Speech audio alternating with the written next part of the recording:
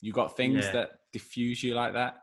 Yeah, most definitely. And I've found I've forced like these kind of bizarre downers and the overwhelming. It goes sometimes like day by day. I wouldn't say I ever struggle for like more than a week at a time. It goes day by day, and I've really identified it. And I think that has been a really, because I've had family members. My dad suffered a long time with mental illness, from like, for a better word, depression and Mm. things like that. And I wouldn't say having experienced that firsthand, watching someone really close. So I'm nowhere on that, and it lasts about a week at the most at a time. But I really do identify it.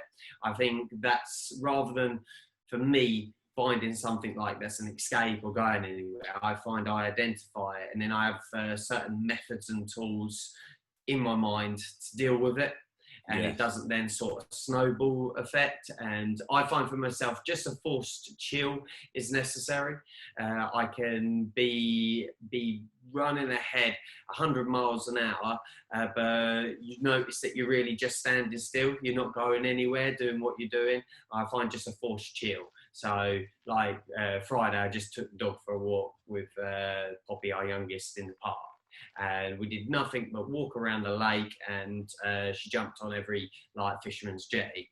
We counted how many jetties, and that for me was like a forced chill. And it's this vibration, isn't it? We've spoken about that before, Einstein. Frequencies. Yeah, frequencies and everything. Life is all this vibration, and I suppose we've all got a vibration that we like and we want to be on. Like, for instance, music, we like a certain music and we want to be on a certain vibration, and sometimes it's completely out of your control. That vibration just gets shifted, doesn't it? Or sometimes Yes. you do too much, you get too tired, and it gets shifted.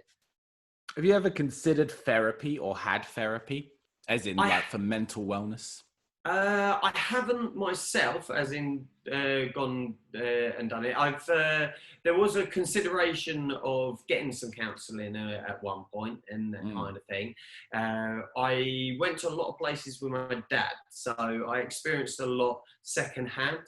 And like, for instance, there's an organisation, Mind, and it's all volunteer led, and the volunteers, the people that work for like the counsellors, they only employ people, as in it's volunteers, like a charity, is what I mean. They only have people working for Mind that have been there themselves, because then they Interesting. can properly relate. So like, Yeah. we've been to loads of different places. My dad went to this one. I arranged it, or my wife, whoever was arranged it. We went to the Mind, and you could see my dad sort of rolling his eyes a bit. Oh, here's another person just telling me about, what I need to drink, or what I need to rub on my eyes or read, or whatever it is. And they turn around and said, oh, I've been where you were. I was manically depressed for X amount of years, and X, Y, and Z. He gave the story, and then you could see his eyes be like, oh, what I'm relating to, kind of thing. But no, Interesting. I haven't been. I don't feel I've needed to, and I don't know if it's a pride thing or something. Like America, everyone has a life coach, don't they? That they go and see. And I suppose my wife's my coach in that sense. I don't. Yeah, I haven't needed to seek out that. Yourself? No, but like the reason I brought it up is my wife recommended it to me. Just from like when we speak about it, because she's the person I kind of turn to talk about these stuff. She was, and you brought it up because you said the word tools, and she said you could probably do with some tools to help you with certain things that you deal with. And she's like, maybe like not that you need therapy, that you need to sit there and cry on a sofa or anything, but maybe you should get some professionals to show you some ways of managing certain things. And it was interesting because, and then you said the word pride. That's the first thing that was triggered in me. It was like, I don't need a Mm. shrink telling me how to manage. Like, I'm a strong-minded person. I'm just fine. And it was interesting that I felt the resistance to it, and I don't quite know why. Because if you were struggling, with training, you'd seek out a coach, or you'd seek out some knowledge from someone, get some exterior. But when it comes to the mind, we seem to have a slightly different kind of attitude towards Yeah, that. yeah. I think Nowadays. like we've spoken about a few different things today, and I don't know if you got the bell ready. We did a martial arts special last week, didn't we? But I think the martial arts has really taught us over the years different coping methods and different ways to deal. There it is. It signals a martial art comment.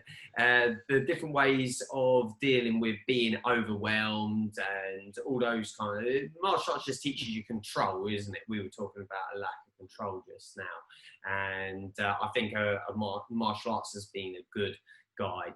I did speak to a really close friend a little while ago. Because I've had a number of years, a lot of experience with mental illness with a very close family member, and I did speak to a really educated friend about sharing that. I said, "Oh, I feel like sharing my journey with that and where I've been and everything else." And they didn't halt me, but they just said, "Just be very careful going down that rabbit hole." Because when you share those kind of experiences, you bring on a lot of people sort of touching base with you about it and wanting to become a part of your share and basically unload on you. And he said you need to be trained to deal with that. It's like, for instance, someone that's had a traumatic childhood. I didn't, but a traumatic childhood, and then sharing that, you're kind of opening, you're making yourself very vulnerable to others. And they said the friend said, you need to get some professional training. Like, for instance, counsellors that professionally trained to deal with what comes back, because if you're sharing it for a reason, aren't you? You're sharing it like we are, this conversation, we're sharing it to engage with people, and you've got to be ready for what comes back. And I took that on board, and I think maybe sometime in life I might seek a bit of further education on that side of things to be able to go down that side. Does that make sense? Yeah, completely. I find that really interesting because I've definitely experienced that. I've always been a person who people I would describe as overshare with me, and like not my close friends, but people who I really don't know have a tendency to just bare themselves to me. And I don't know if it's because I'm, warm and welcoming and fuzzy or whatever it is, but people, when they, I've had people who join my club and you ask them, what made you want to start? And before you know it, they're going into their traumatic childhood and all of this stuff and getting into some very grim things where you just think, if that was me, I don't think I would have shared that with someone who had asked a kind of casual passing question. But I can see how that sometimes is invited in by the type of energy you give out. If you are someone who's quite open and stuff like that, then you almost allow people or enable people to feel that they can unload back onto you in that sense. Yeah, and I just think, like my friend was saying, it's just dangerous. It's you could end up getting yourself like drawn into something or emotionally, drained by something like that. Yeah, and I'm sure that happens a lot. Like if your friend, partner, family member is depressed and you're constantly around that, the same as everything else, you end up assimilating some of that onto yourself. And it's very easy to get put down that road just by being around the dark cloud. You end up having your own little dark cloud develop. So I get what you mean. You need to have certain skills to understand where that comes from. Tools again, isn't it? Yeah, tools.